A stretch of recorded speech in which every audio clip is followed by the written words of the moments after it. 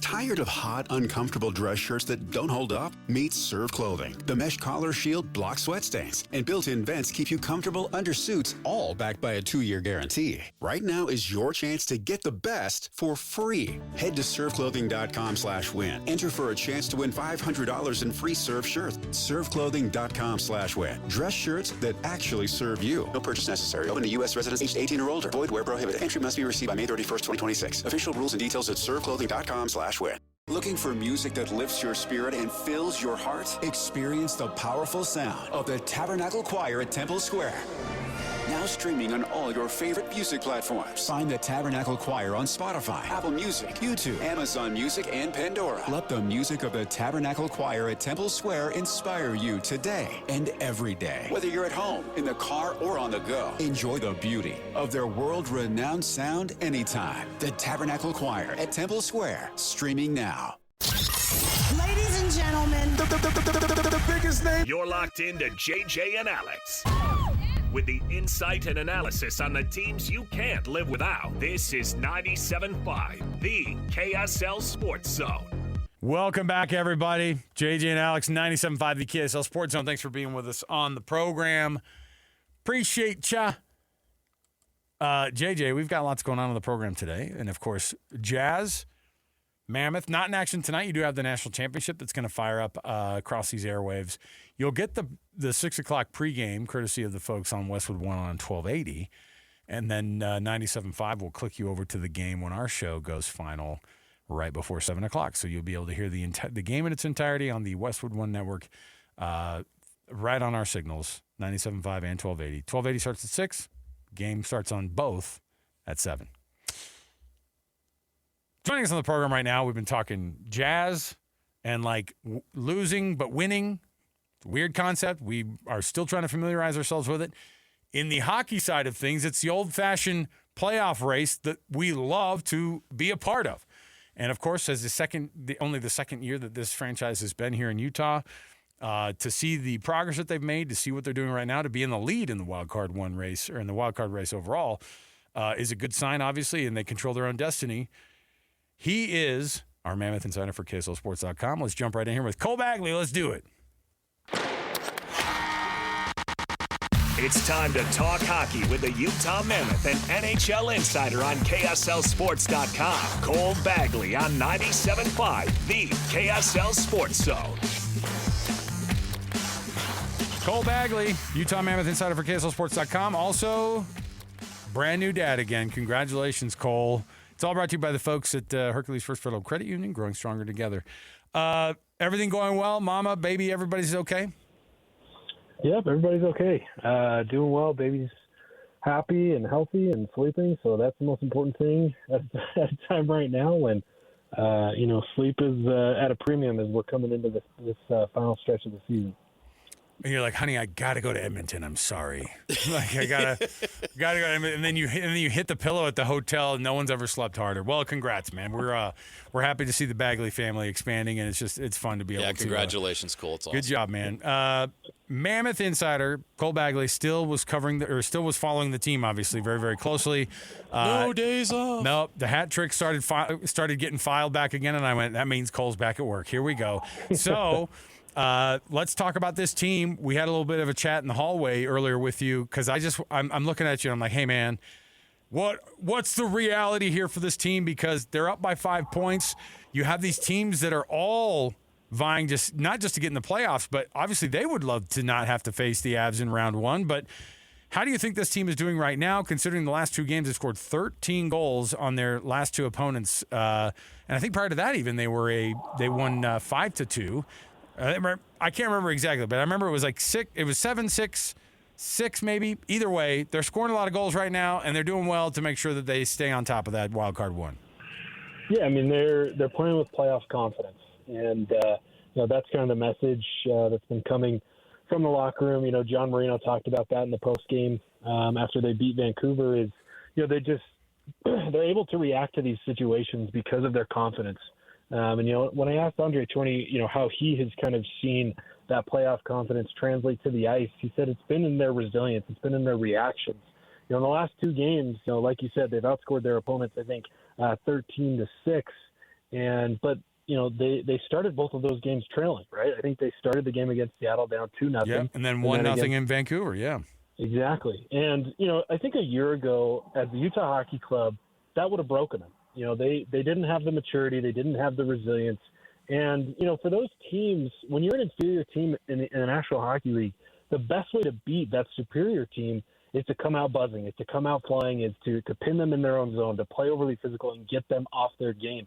And so many times last year, that was kind of the Achilles heel of Utah, is that they would go through these, stretches of playing poorly. It would get them off their game, and then they couldn't ever recover. Whereas, what we're seeing right now is they're coming down the stretch, is they're trying to not only make the playoffs but maintain the top wildcard spot, is they're handling adversity very, very well. The starts were definitely poor, but they got back to their game, and it took them about 7, 8, 9 minutes to get back to their game, and then they dictated the pace, and they absolutely exploded in terms of offense. And so I think right now, over the last 3 games, that's the best, really the hockey that the Utah Mammoth can play. The starts could be a little bit better, but overall they're playing some of their best hockey. They're figuring things out, and they're showing that they mean business as they enter just these last 6 games. It's been impressive because before that we saw them play some of their worst hockey of the season the week prior, and to see them respond in that way was really phenomenal and gives you a lot of hope and trust that this team is going to make this happen and get this done. You mentioned the offensive explosion. What do you attribute that to? Why did this team score so many goals in the last 3 games? Yeah, I think, when their offense is at their best, it's when they're, not only they're generating off the rush, but they're playing physically in the offensive zone. They're pinning teams. They're winning back pucks. They're reloading. And it does help when the power play has scored as many goals as they have. I think they had, 2 or 3, in the previous game and a couple against Seattle as well. And so, for Utah, they're successful when, they're able to play to their strengths. They're able to utilize their speed. They're able to move the puck efficiently, and they're able to generate more opportunities off of the forecheck. And I think what has added a little bit of extra is they're getting contributions up and down the roster. After the last game, Keller was asked about the depth of the Mammoth, and he says that they're one of the deepest teams, in the league, that, they're able to rely on these guys, the Yamamotos and the Tanevs and the O'Briens. And, some of those guys have struggled previously in the season, but right now, over the last couple of games, I think they've gotten about 6 points from their depth. So that's Yamamoto, that's Tanev, that's O'Brien, that's DeSimone, and a overall plus-minus of +6. And so, when you've got scoring up and down the roster, when, Keller's at his best, which I think he is, when Schmaltz is, close to his best, when you're getting almost 40 goals from a guy like Dylan Gunther, Cooley seems to have, found himself again, rediscovered his game, and then, those depth pieces are starting to really contribute and give you just that little extra. That's kind of what's resulted in so many goals over the last week. We talked to Bear last Friday, of course, like we do every week, and I was thinking about him too, because he's also in the mix of, it's not like these young guys are learning how to, make the playoffs from a guy who's been to the Stanley Cup playoffs as a head coach 10 times. This would also be the first go around as a head coach in the playoffs for Bear Tourney, if I'm not mistaken. And what does a coach have to learn to get to that playoff level of hockey as well? Yeah, I think he's got to learn how to get the most out of his guys. And not that he hasn't necessarily been able to do that, he really hasn't had that opportunity, right? I mean, the fact that he's one of the longest tenured coaches in the league, head coaches in the league, most of that has been during a rebuild. And so for Tourney, over the last 2 seasons, he's been provided that chance. Before that, it was kind of whatever. There were no expectations. The organization knew where they were. They knew where they stood. But what they wanted to see was improvement. Well, they've seen improvement to the level of, okay, this team is capable of making the playoffs. Now, what has Tourney had to make sure that he's done correctly over the last 2 seasons? Well, he's had to make sure that he's made the right adjustments, that he's been able to get the most out of his guys. Last year was a really, really down year for Lawson Krause. So what did they do? They had conversations, really positive conversations. Tourney sent him a message last year by scratching him. He took it to heart. He took it seriously. and he's come back and had arguably one of the best years of his career. And as well, he's been able to help these guys grow appropriately. To see the growth, that we've witnessed in a guy like Dylan Gunther, to be on the verge of recording 40 goals in the National Hockey League, which is like elite status.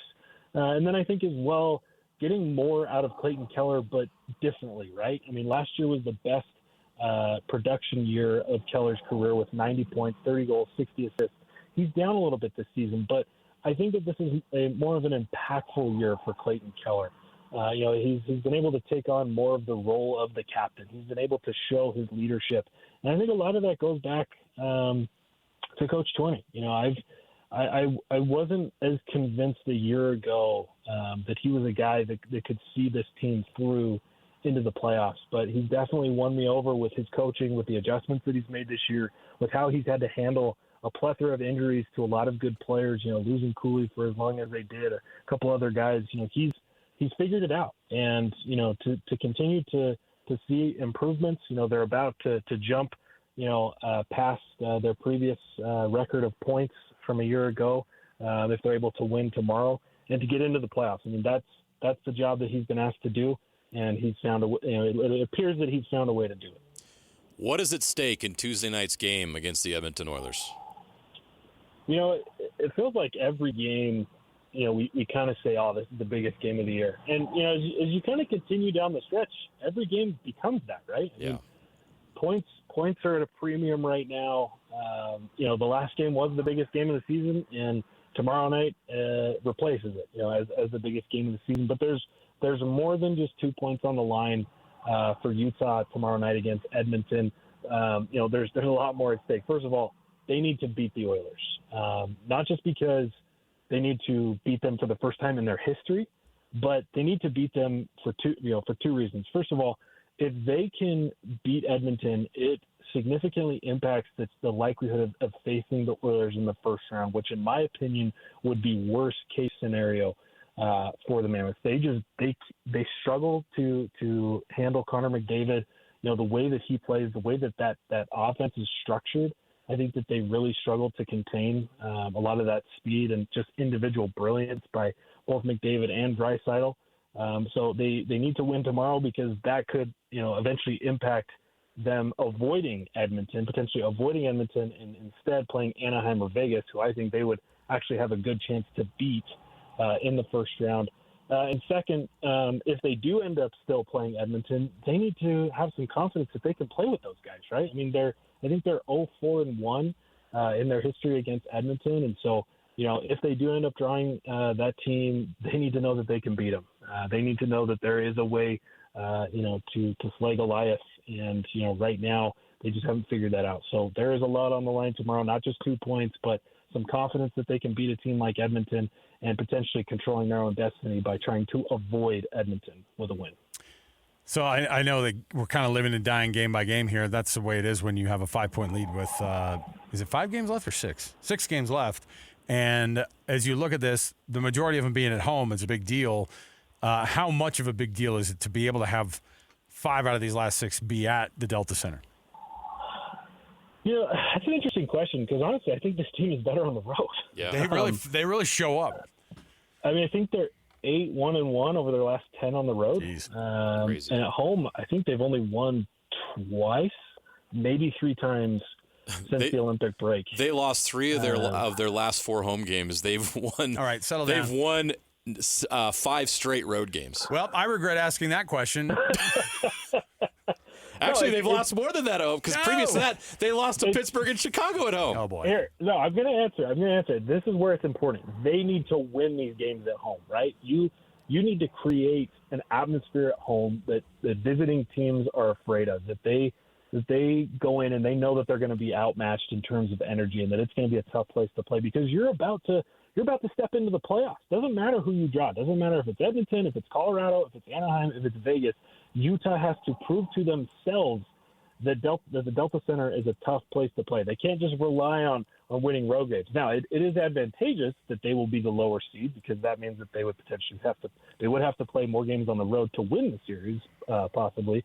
But they need to win. They need to prove to themselves that they can be a formidable force and a tough opponent at home. So I think is that a good answer? Does that kind of help? Does that kind of help offer a solution to the question? Cole, I wasn't listening. I was just planning on where I could just hide during the next home games. No, I get it. I get it. It is weird, right? That they have not played well at home. Because generally they generally have been good at home, and they've been pretty good on the road. Like, you know, the idea is, hey, you got to win most of your games at home, and then go 500 on the road. And they're better than 500 on the road, I think. I'm pretty sure that their road records are just as good. But I'm just saying that, yes, I think that the energy in the building at Delta Center over these next 5 or 6 games, I think are going to be. I think the energy level is going to be different from the fans.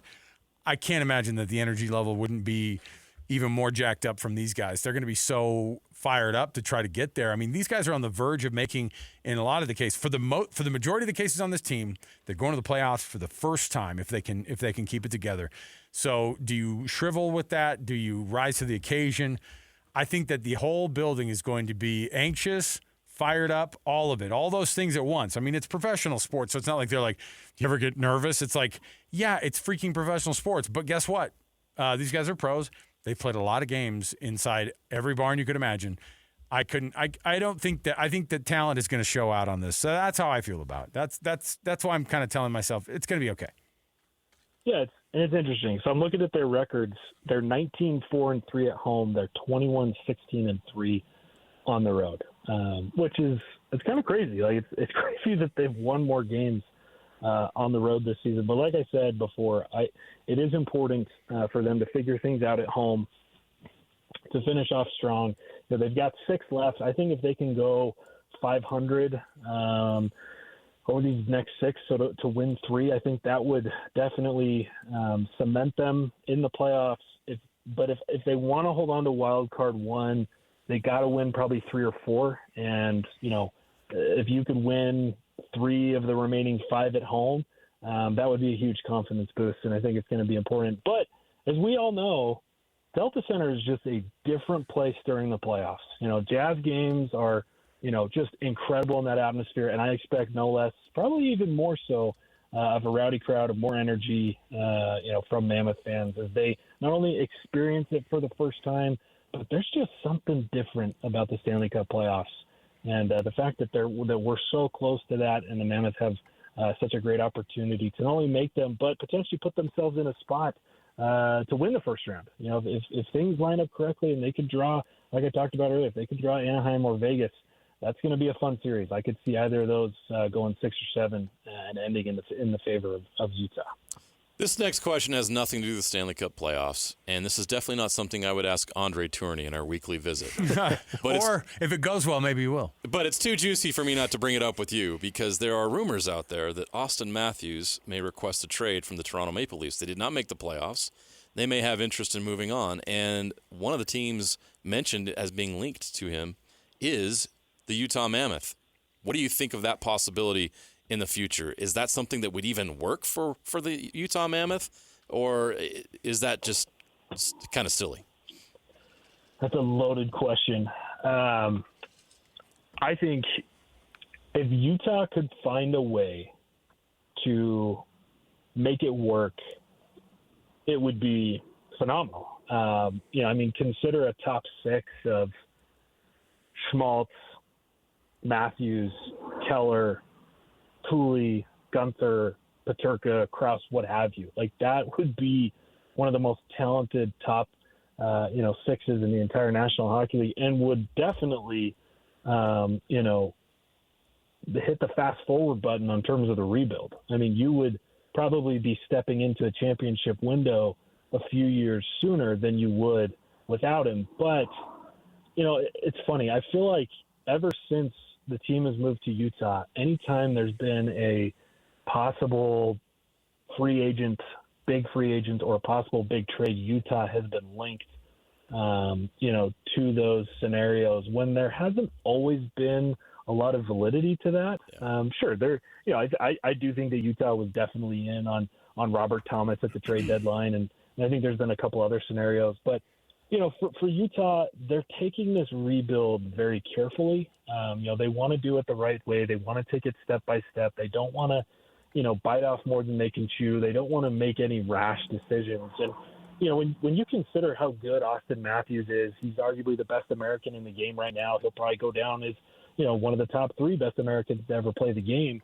The asking price on him would be astronomical. Now, it does – if he was to ask out, that would certainly impact the price, right? Because then GMs can go, hey, you got to get rid of him, so you can't, ask for the entire farm. But, if Toronto goes about it in a way where they kind of read the writing on the wall and go, we got to get this guy out of here, let's put him on the trade block, I would imagine that they would be asking Utah for the likes of T.J. Ginla, Caleb Denoyer, Dmitry Simashev, and a boatload of picks and some matching salary, right? And so for Utah, you'd have to look at that and go, is it worth mortgaging our future? Is it worth giving up our future for one guy?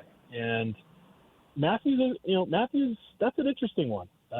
He's a phenomenal player. He's incredibly skilled. He's obviously played with Clayton Keller. He would, be inserted onto the top line. He's one of the best goal scorers in the game. And so I'm sure that would be a head scratcher. I'm sure that that would be one that would certainly, be worth, listening on offers and what have you. But I don't know, for Utah, every time I hear a big name mentioned, I kind of I turn the other direction because, it kind of goes against how they've built this team in terms of the rebuild. And I don't know, it would be interesting for sure. Colback, well, hold on. I'm not going to let you move on from it. Okay. Hold on. But you, personally, would you want to see something like that happen? Or do you just not want to, you want to build it with the young core? Because you'll probably have to give up a lot to try to get a guy like that. If I was in charge? If you're the GM, do you pull the trigger on a move just to bring him in? Is he that elite? Is he that good that you would give up what you just said? Answer me now! You have 24 hours, Cole. You have 24 hours. It depends on what you're giving up, right? Like if the package you just mentioned, would you pull the trigger? No. Okay. All right. Okay. No. He's very good. He is very, very good. But you would be risking so much to go all in. And obviously you'd speed up the rebuilding process, but you'd also kind of shorten that window, right? Oh, yeah. It's just there's so much risk involved. I mean, if it's like a Kawhi Leonard situation where you make the trade and he wins your championship, great, whatever. You win. But there's just so much risk in giving up that many prospects, that many players for one guy in a sport that it's very much about team. I mean, don't get me wrong. Matthews is incredible. He's one of the best players in the game. He's probably the best American player in the game, but that would be tough. And that's why I am glad that I don't have to make those decisions. Cole Bagley, he is the Mammoth Insider. He is not the GM of the Utah Mammoth, but he is a Mammoth Insider for KSLSports.com. Cole, I know we turned the lamp up on you and played some good cop, bad cop, but I like it. We love those. We love those kind of answers. I just want to it's just an interesting thing because this team does. You feel like the next few years are like, hey, this is a good core. These guys are going to stay together for a long time. But would something like that lure any GM into at least thinking about it? If they're doing their job, you think about everything. But that's just how it goes. So, but we'll keep our eyes firmly planted on. I'm going to make JJ ask Andre Tournier a question this weekend. That should be great. Coach, I know you got a lot on your plate, but just curious what you think of the Austin Matthews rumors. You think Austin Matthews would be good on your team? Who'd you give up? Austin Matthews can't help us this year. When do you guys turn it up on him? You're increasing it. Yeah, I can feel the heat. Yeah, I feel it on me. When are you going to? Who gets the axe first? Who do you send away question. first, Coach? Yeah, right. No, thank you. All right, Cole will be watching intently, and we'll chat with you again, I'm sure, later in the week here to get your vibe on how this team's doing. So thanks for joining us as always, man. All right, thanks, boys. Appreciate it. There you go. There is Cole Bagley. All right, we'll take a break. Hey, before we do, this hour of the program brought to you by the good folks at Trajan Wealth, TRAJAN Wealth.com. That's Trajan Wealth for all your trusted local needs in retirement. Stay here, 97.5 the KSL Sports Zone. Make game day yours. Tickets, food and drinks, stats, and streaming. Everything you need is in the Utah Mammoth app. Download today and make game night easy. Download on both Android and iPhone. Just top. Your home for the best coverage of the Jazz, Utes, and Cougars is right here on The Zone. This is JJ and Alex on 97.5, the KSL Sports Zone. All right, everybody, welcome back. Oh, national championship time. The NCAA tournament. You've got UConn versus Michigan. It's a showdown for UConn to get their third out of the last four national championships, a bona fide Dan Hurley dynasty. Where's UConn among the blue blood favorites all time? All time. Because you think about Calhoun going through his time and the multiple championships that he won. Yeah. And then you come to this era where you had a gap where they weren't as competitive, but now they go to the Final Four basically every year. This is the fifth Final Four in a row for Dan Hurley. I don't know. Is UConn even a blue blood basketball program? Absolutely. Have to be considered. Well, let me give you the list. So you're bringing this up. Yes, I wondered. Okay, which programs have won the most men's NCAA basketball UCLA. championships? UCLA, number one with 11. Haven't won one since 1995. Yeah. Who do you think is second? I'm going to go Duke. No, Kentucky. It's not Duke. It is Kentucky. You got that right. 8 wins. Their last came in 2012. Okay. Which is also fascinating. Then Duke? No. North Carolina? Correct. Oh, wow. It is North Carolina. Yes, it is North Carolina. Okay. But there is a team that is tied with North Carolina. North Carolina has won 6 national championships, their last coming in 2017. Hubert Davis, by the way, was the coach of that team. Awkward. The guy hung you a banner. And they still fired him. Gosh. And it's I just get so... it. It didn't end well, for sure. But, like... And well, they made it to the tournament 2 straight years. Yeah, that's not the standard here. Hubert didn't understand that. Give him more resources. It's not the coaching. Okay, so decision. the team that's tied with Duke for third, with North Carolina for or third. with North Carolina for third, is You said Duke? Is it Duke? Is it who else would you guess? Is it in the ACC? No. Big Ten? No. Oh wow! Oh, basketball NCAA championship, Florida? No. Oh boy, I am missing somebody. People are yelling at their radio. It's UConn. Right now. Oh, Duff. UConn is tied for third in most national championships. In my head, I Can thought you we were, believe that? They didn't win one until 1999, and they have already moved into third place. So I was in high school when that first UConn team won their first national championship, and we were like, "Who?" Right. You know what I mean? Like, Jim Calhoun was a guy. You knew who Jim Calhoun was.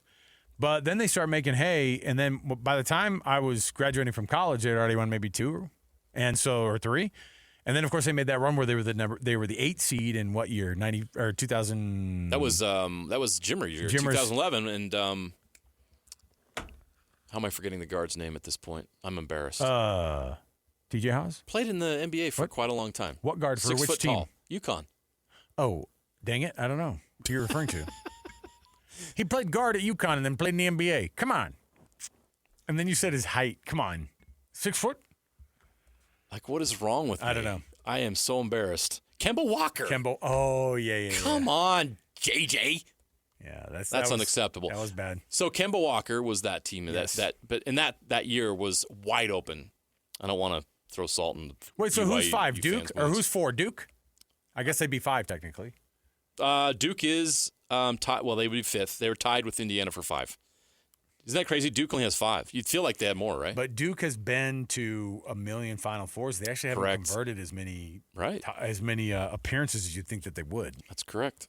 So yeah, that is how good UConn has been. And if UConn pulls off the upset tonight and wins a 7th, then they'd be in lone team third of the place, century. Right?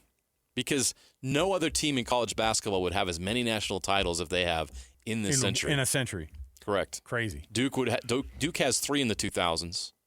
Yeah, and look, they're going through there. How many Florida titles? has 3. How many titles did Bob Knight win at Indiana? Just the one? Bobby Knight won 2, 1976 and 1981. Oh, sorry, 3. 76, 81 with Isaiah Thomas, and 87. Keith Smart shot. That's right. So 3 titles there. I was just trying to draw a correlation with Hurley? Just angry people who coaching teams and winning national championships. I think every single one of these teams. I mean, was John Wooden an angry lunatic? At least he wasn't in public. Look, Coach K is like a motivating speaker now, and he gives speeches across the country about being a winner. Yeah. But we all can picture Coach K at his meanest. You can picture Coach K's mean face right now, and you're doing it right now. I made you imagine the mean Mike Krzyzewski look. Yeah. Everybody knows that look. So, yes. And I don't think he was as much of a tyrant. Bobby Hurley. I heard he was behind the scenes, though. Danny Hurley. Yes. I mean, there's Danny Hurley just wears it on his shoulder. Danny Hurley and Bob Knight were the tyrant types. Yeah, so there you go. How do you think this one goes down, though, JJ? I just think Michigan's too strong. Landeborg is a X factor. Can he play? How good is he going to be? That's what I'm saying. He's their best player. Is he dinged up? He said he's playing in the Natty. Landeborg. Who knows? I'm sure he'll go out there and give it a go. How effective is he going to be? But you watched him against Arizona. That team has so much talent. It may not matter. They did just fine without Landeborg against Arizona. But I think it's a different game. It's a different opponent. UConn is a team that's going to grind you. They are the dentist. Like, they really are. That's a team that they have the slowest pace in college basketball. They're going to try to they're going to do exactly what they tried to do to Illinois, and were successful. They took that Illinois offense and slowed them down, made them play their game. Can they slow down Michigan? I don't know. They got a lot of size. We talked to Jerry Palm earlier. He talked about the need to rebound because Michigan made Arizona look small. And I'm telling you, I watched Arizona, Utah State. Arizona's not small, and they made them look small. Michigan has size. Dusty May's done a great job building that roster and coaching that team. It's tough to see Michigan losing this game. But UConn knows how to win. And Hurley is as big of a you-know-what he is. Like, that dude can coach his you-know-what off. How many you-know-whats are we doing? Come on. I'm talking about Hurley, so I have to. I have to. You got to watch it. You can't talk if you're about talking him. Hurley, you got to watch it. You can't talk about that guy without using curse words. Because he says plenty. Even his mom says bad words. Oh, yeah. No, she got caught on camera. Oh, saying for sure. I don't think she cares. She's a Hurley. Offensive. She's a Hurley. She doesn't care. But I don't like his antics. I don't like the stuff he does. But the dude can coach, and he's figured it out.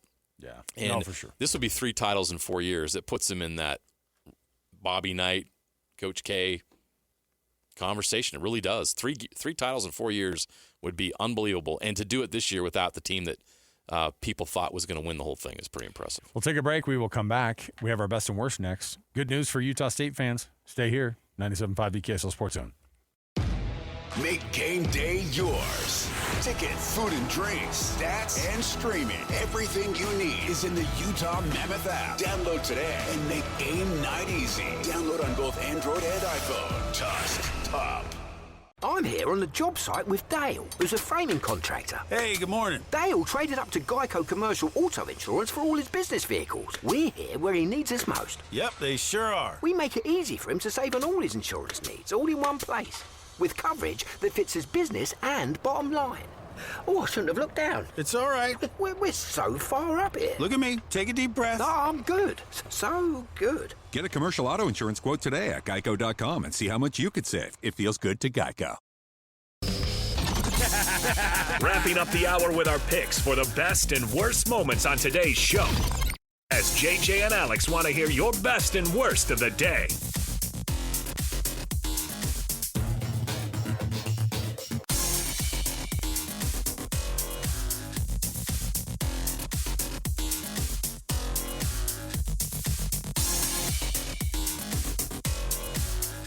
Last chance of the day for you to be able to qualify yourself for the Copper Rock Masters giveaway. What is it, you say? Well, it's exactly that. You're going to be watching the Masters this weekend anyway. Why don't you get a golfer assigned to you by us?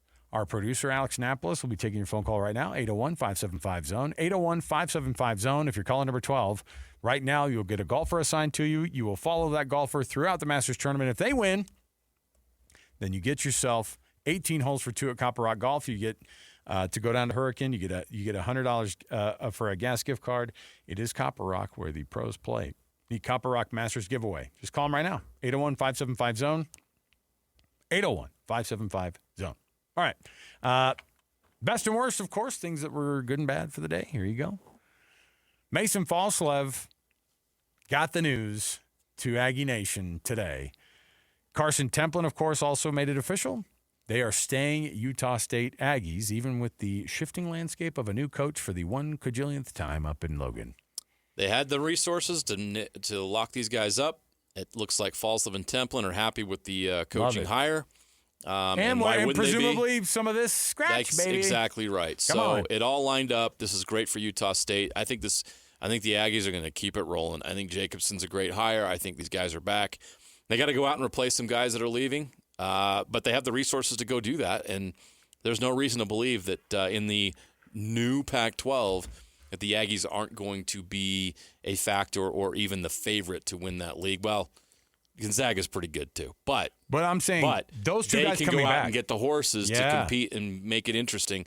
Gonzaga, Utah State, San Diego State. I think Colorado State's got a pretty good program too. I think that there's some good teams in that league that are going to make this league really competitive. New Mexico is not one of them. And you don't have to worry about UNLV or New Mexico, like you said. Yeah, it's different, but I think it will be better, and it'll be a higher profile league. And the Aggies are going into this the right way with good players and good coaching. You imagine the sigh of relief that Ben Jacobson probably got too. Oh, that's he needed. Coming back. He needed Falslev for sure, but Carson Templin, you can't. What he gave them off the bench, there's no way they win the championship last year without Carson Templin. I saw this article on ESPN. I actually mentioned it to Alex Napolis, but I was like, "What are we doing?" Tiger Woods. The title of the article is Tiger Woods on golfers' minds at the Masters following DUI arrest. Why? I'm like, you know what that means is just every person who sat down in front of a microphone to talk about the Masters and them playing in the Masters. And for some guys, maybe it's their first time, maybe it's only their second time. Some guys are on the verge of, they may have had great tournaments at the Masters in the past, and then they have blown it. Some guys are trying to get that green jacket. It would change their entire life. How do you feel about Tiger Woods, though? Tell me about what your thoughts are about his DUI. I think it's the dumbest thing to ask these guys. It's the dumbest thing. There's never really a good answer. By the way, no one is sitting there going, I wish him the worst. You know what I mean? No, of course not. I wish him the worst, man. No one's saying that. All of their PR people said, you have to say this. Ready? I just have always looked up to him, and he's just for me, he was always the golfer that I looked up to the most. I wish him the best. And, for a guy that just means so much to the sport and so much, personally, I just hope the best for him, and I hope he's doing all right. Like, you can't say anything but that. If Michael Jordan got a DUI, would you ask Anthony Edwards about it? Is Michael Jordan on your mind today? Excuse you? It's kind of weird, right? What are you talking about, man? Am I off on that comparison? Yeah, I don't. It's kind of weird. It's weird. But I know Tiger is a force, and it's Masters week, and he's supposed to be there. But beyond that, like, these guys are out there trying to win. It's not something I would be like, whatever. But Tiger gets clicks. So yeah, no, he does. If you say the name Tiger, the week of the Masters, there you go. All right. Boy, is that all she wrote for today? I mean, my heavens. Yeah, what are you talking about? Oh, I just didn't know. Are you leaving? I'm not leaving. The bag of mangoes is out. That's what I was thinking. I'm not leaving. Just like Carson Templin and Mason Falslev. I'm not leaving. Yeah, but my bag of mangoes is gone. Mango. What happened to my mangoes? Well, there's some Nutty Buddies in the fridge still. I've been very good today. I did not touch one. Would your grandma have a signature food that she'd bring out when you came around? And you're like, oh, boy. My grandma had a relish plate, okay? What did that consist of? Black olives, pickles, and cheese. And I was like, what are we doing, Grandma? But now, yeah. I could go for some black olives, pickles, and cheese right now. My grandma used to make some apricot leather. Oh, I love fruit leather. Oh, yeah. And as a kid, I loved it. It was now it was like fruit up. It gave me diarrhea. We don't want to end this. But I never, ever learned my lesson because it was so good. Too good. There's your fiber. All right, we will take a break, and we'll be right back. More to go. 97.5, the KSL Sports Zone. Hey, sweetie, your mother showed me this Carvana thing for selling the car. I'm going to give it a try. Wish me luck. Me again. I put in the license plate. It gave me an offer. Unbelievable. Okay, I accepted the offer. They're picking it up Tuesday from the driveway. I haven't even left my chair. It's done. The car is gone. I'm holding a check. Anyway, Carvana, give it a whirl. Love ya. So good, you'll want to leave a voicemail about it. Sell your car today on Carvana. Pickup fees may apply. Make game day yours. Tickets, food and drinks, stats, and streaming. Everything you need is in the Utah Mammoth app. Download today and make game night easy. Download on both Android and iPhone. Tusk, top.